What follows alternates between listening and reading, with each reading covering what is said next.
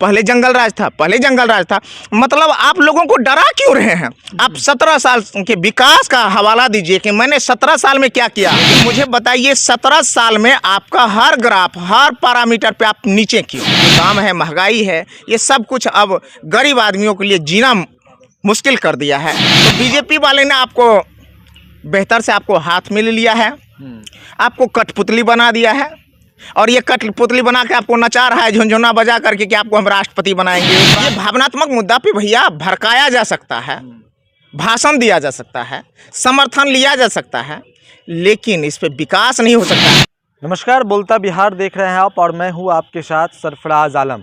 बिहार के मुख्यमंत्री क्या दिल्ली जाने वाले हैं? क्या बिहार के मुख्यमंत्री सीएम नीतीश कुमार उपराष्ट्रपति बनेंगे? और इसी मसलों पर, इसी विषय पर बात करने के लिए हमारे साथ खास बातचीत के लिए पूर्व वीडियो है गौतम कृष्ण है, जो वीडियो की नौकरी छोड़कर राजनीतिक में कदम रखे हैं। भैंसी विधानसभा के पूर्व विधानसभा प्रत्याशी है गौतम कृष्ण। इससे बात करेंगे और काफ़ी चर्चाएं बिहार में इस तरह की चल रही है कि बिहार के मुख्यमंत्री अब उपराष्ट्रपति बनने के लिए जा रहे हैं, वो दिल्ली जाएंगे। क्या बिहार के मुख्यमंत्री अब दिल्ली सही में जाने वाले हैं?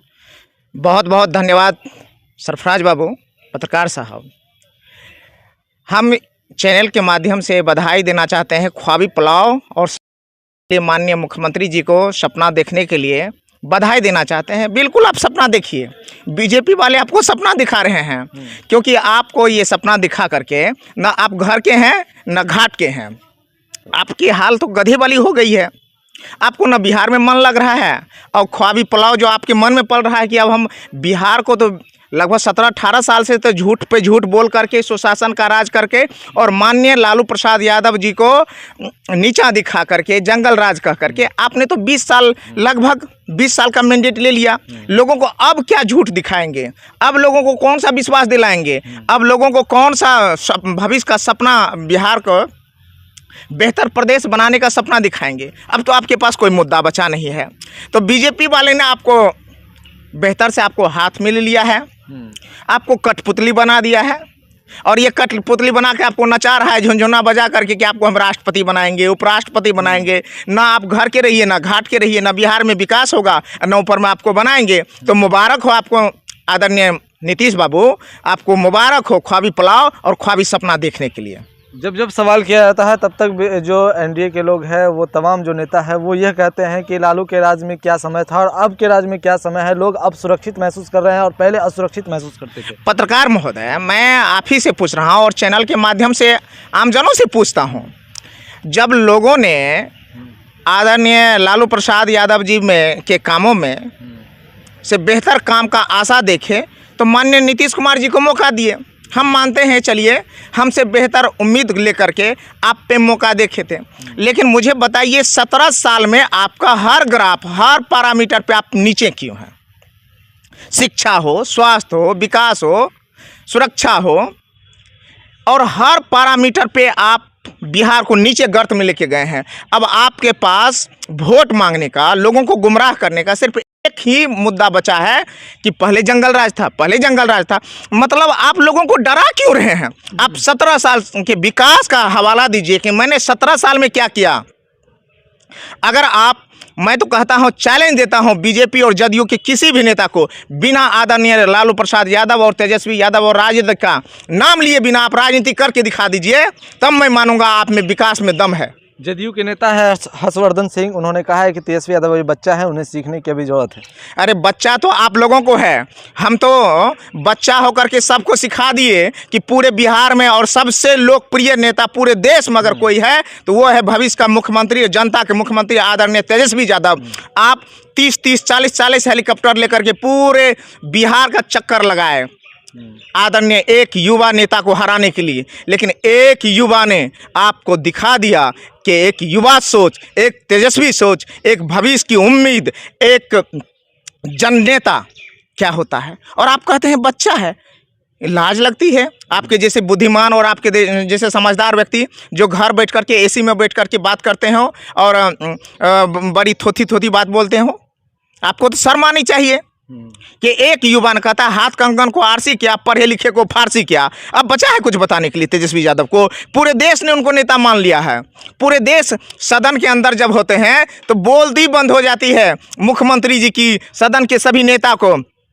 आपके पास कोई मुद्दा है नहीं है। अब आपके पास एक ही को मुद्दा है, लालू जी के बेटा हैं, अभी कम समझदार हैं, जंगल राज है, इसके इतर आपके पास कोई मुद्दा है? मुद्दा है तो अपने विकास का मुद्दा दिखाइए, मॉडल दिखाइए, और तब मानेंगे कि आपने तेजस्वी जी पे आप कुछ कटाक्ष करने के लायक है। वरना ऐसे गंदी बातें मत बोलिए। आप अपने बाल बच्चा को तेजस्वी यादव के तरह बड़ा और बेहतर बनने का सीख जरूर देते होंगे घर में, मैं पूछता हूँ आपसे। चलिए, एक सवाल और है कि जदयू बीजेपी का रिश्ता क्या लग रहा है आपको, कैसा है? और एक तरफ जदयू बीजेपी को तंज कस रहा है, बीजेपी जदयू पर तंज कस रहा है, क्या लग रहा है, कैसा रिश्ता चल रहा है? ये दोनों का रिश्ता दो तरह से आप कह सकते हैं पत्रकार भाई। ये ननद भौजाई वाला रिश्ता है, या तो दो सौतन वाला रिश्ता है। अच्छा। कभी कभी आपको लगेगा दोनों में ननद भौजाई वाला रिश्ता है, इधर से ही कुछ बोलेंगे तो उधर से वो कुछ जवाब देंगे, इधर से कुछ कहेंगे तो इधर वाला जवाब उधर देंगे। और कभी लगेगा दोनों सौतन वाला रिश्ता है, कभी सौतन वाला डा होता है। तो इसलिए इस सौतन और ननद वाले रिश्ता में बिहार का विकास चौपट हो गया है। ख्वाबी पुलाव में हमारे मुख्यमंत्री नीतीश कुमार जी अब लगता है कि अब कौन सा सगुफा छोड़ेंगे, क्योंकि अब उनके पास अब कोई मुद्दा ही नहीं बचा है। तो इस चक्कर में अब पूरा बिहार बर्बाद हो रहा है। बिहार में आपको जगह नहीं है, आपको देश में भी जगह नहीं, बीजेपी वाले आपको जगह नहीं देंगे। तो विदेश भेज रहे हैं आप नीतीश कुमार? हम कहते हैं अमेरिका के राष्ट्रपति बन जाइए, बहुत अच्छा रहेगा। आप बहुत बड़े विकास मॉडल है ना, तो अमेरिका वाले आपको अपना लेंगे, जाइए अमेरिका का राष्ट्रपति बन जाइए। बिहार में रोजगार, भारत की बात करते हैं, खाली अभी जो रोजगार की स्थिति है वो आप भी देख रहे हैं, और अभी जो मुद्दा अधिकतर अभी के समय में जो है वो शुरू हो चुका है। बिल्कुल भैया, आप जदयू और बीजेपी की जब बात करते हैं तो मैंने पहले कहा कि विकास का कोई मुद्दा इनके पास है नहीं, इनके पास भावनात्मक मुद्दा है। भावनात्मक मुद्दा क्या है? तुम हिंदू हो, तुम मुस्लिम हो, तुम्हें हिंदू राष्ट्र बनाना है, तुम मंदिर बनाओ, मस्जिद बनाओ। यानी कि जब भी कोई भी मुद्दा बताइए, मैं पूछ रहा हूँ, आप ही से पूछ रहा हूँ, कोई विकासात्मक मुद्दा है क्या इनके दोनों के पास? ये क्या है? भावनात्मक मुद्दा। ये भावनात्मक मुद्दा पे भैया भड़काया जा सकता है, भाषण दिया जा सकता है, समर्थन लिया जा सकता है, लेकिन इस पे विकास नहीं हो सकता है। आज रोजगार की क्या स्थिति है? जीडीपी क्यों गर्त में चला गया है? देश का विकास और सब कुछ पिछड़ क्यों रहा है? विदेशों में अब हमारी आलोचना शुरू हो गई है। आप सिर्फ भाषणबाजी तक सीमित रहते हैं, झूठ पर झूठ, झूठ पे झूठ। बड़का भैया झूठ बोलबे करते हैं, छोटका भैया झूठ बोलबे करते हैं, दोनों एक केंद्र में झूठ बोलते रहते हैं, एक राज्य में झूठ। आप देखे होंगे कल जहांगीरपुरी में पूरा घर उजाड़ा गया, आशियाना उजाड़ा गया हिंदू मुसलमान के नाम पर। भैया ये क्या है? मस्जिद तोड़ा गया है। आपको लगता है कि कोई ऐसी भावनात्मक मुद्दा हो जो भड़क जाए, लोग का सेंटीमेंट प्रभावित हो जाए, लोग विकास खोजना छोड़ दें, रोजगार खोजना छोड़ दें, लोग तरक्की छोड़ दें, लोग स्वास्थ्य छोड़ दें, शिक्षा छोड़ दें? लॉकडाउन में सारा कुछ बर्बाद हुआ ही था। अभी उस चीज़ को सेट करना था, स्वास्थ्य को जगह पे लाना था। आपने देखा कि जब कोरोना काल आया तो उस समय हम लोग हाशिए पे आ गए थे।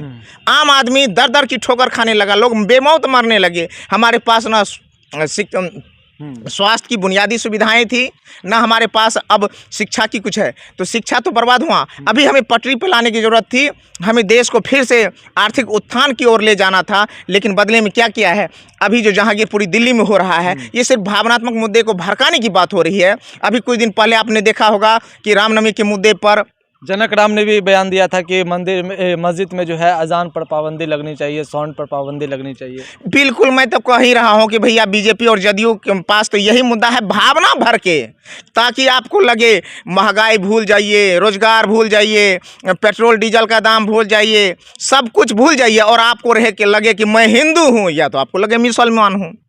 हिंदू मुसलमान जब होते रहेंगे तो खड़ा करने का क्या मतलब होता है? मैं पूछता हूँ आपके चैनल के माध्यम से, हाथ खड़ा करने का मतलब क्या होता है?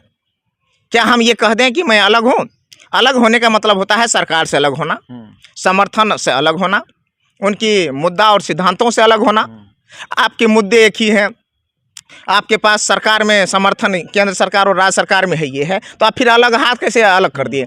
आप बोलिए, बेबाकी से बोलिए कि आम जनों का अब बर्दाश्त से बाहर है, पेट्रोल डीजल के बाद जो दाम है, महंगाई है, ये सब कुछ अब गरीब आदमियों के लिए जीना मुश्किल कर दिया है और आप भावना भड़काने में लगे हुए हैं, तो अजान बंद होना चाहिए। भैया ये आप कहने वाले कौन हैं? क्या हमारे संविधान इस चीज़ का इजाज़त देता है?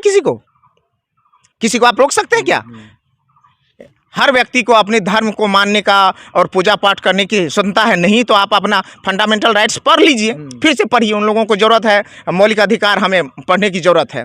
आप अजान बंद कीजिए तो आप हनुमान चालीसा पढ़िए। अरे भैया आप हनुमान चालीसा पढ़ते हैं तो आपको किसने रोका है? आप पढ़िए। लेकिन ये कहते हो कि किसी को रोक देंगे, किसी को ये करेंगे, तो ये नहीं कर सकते हैं। और करेंगे तो राष्ट्रीय जनता दल माननीय तेजस्वी यादव जी और लालू यादव जी की पूरी सेना मुस्तैदी के साथ खड़ा हुआ है। भारत को बर्बाद नहीं होने देगा। हमारे जैसा एक कार्यकर्ता, राष्ट्रीय जनता दल का एक कार्यकर्ता कदम से कदम मिला करके अपने नेताओं के आदेश का पालन करेगा। हिंदू मुस्लिम भाई भाई, हिंदू मुस्लिम सिख ईसाई सब है आपस में भाई भाई के लिए हम लोग मर मिटेंगे। एक आखिरी सवाल, क्या एक बार फिर बता दीजिए, क्या मुख्यमंत्री नीतीश कुमार दिल्ली जाएंगे या कहीं और जाएंगे? ख्वाबी पुलाव और सपना देखने के लिए माननीय मुख्यमंत्री जी को हम बधाई देते हैं कि आप देखते रहिए, बशर्ते कि ननद भोजाए वाला और सौतन वाला बात ना हो। आपको बीजेपी वाला सही से भेज दे, मुद्दा से आपको ना घर का रखेंगे ना घाट के रखेंगे। आपको सेंटिंग में बक्सा में बंद करके, आप पेटी में बंद करके आपको बंद कर देंगे। यानी कि मेरा जो बात है, हमारे आदरणीय नेता ने कई बार कहा है कि बीजेपी अब कोई उनका वजूद नहीं रहेगा। कुछ दिनों के बाद जो दो धड़े की बात आई वो सच्चाई है। आदरणीय नीतीश कुमार जी के दिल्ली जाने के बाद या सत्ता से अलग होने के बाद जदयू नाम की कोई पार्टी रहेगी ही नहीं। वो इतिहास का विषय बन जाएगा। दो धरा होगा, तीन धरा होगा, कोई इधर जाएगा कोई उधर जाएगा। बीजेपी वाला मुंह बा करके खड़े हुए हैं कि जब कब इसको निगल जाए। वो तो सबको, अभी साहनी जी के साथ क्या हुआ, वही हाल होगा जदयू के साथ। तो इसलिए साहनी जी अब आना चाहते हैं। साहनी जी आ रहे हैं तो हमारे आदरणीय नेता के पास जाएं। आदरणीय नेता जैसा मार्गदर्शन दे सकेंगे वैसा कीजिए, क्योंकि अब आप विश्वास के बहुत लायक तो है नहीं। बीजेपी ने आपके साथ जो किया वह इतिहास का विषय बन गया।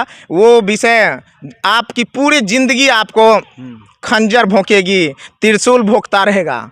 इसलिए हम कहते हैं आपका भी कोई भविष्य नहीं है। आप आइए, आदरणीय नेता तेजस्वी यादव जी के साथ आइए, मजबूती के साथ रहिए, अपना भी भला कीजिए, अपने समाज का भी भला कीजिए और पूरे प्रदेश का भी भला कीजिए। चलिए, गौतम कृष्ण थे, पूर्व एक्स वीडियो है और वीडियो की नौकरी छोड़कर ये राजनीतिक में कदम रखे हैं और मैसी विधानसभा के पूर्व विधानसभा प्रत्याशी थे और काफ़ी गंभीर बातें इन्होंने कही है। और इन्होंने साफ तौर पर कहा है कि अब सरकार के पास रोज़गार जैसे मुद्दे को अब ध्यान नहीं दिया जाता है, महंगाई पर ध्यान नहीं है, लेकिन जातिवादी करना उनका बात हो गया है और जातिवादी जैसे मुद्दों पर अब वो बात कर रहे हैं। तो कई गंभीर आरोप इन्होंने लगाए हैं नीतीश कुमार के जो उपराष्ट्रपति और दिल्ली जाने की बात पर इन्होंने अपनी राय रखी है और कई गंभीर आरोप भी इन्होंने एनडीए पर लगाए हैं।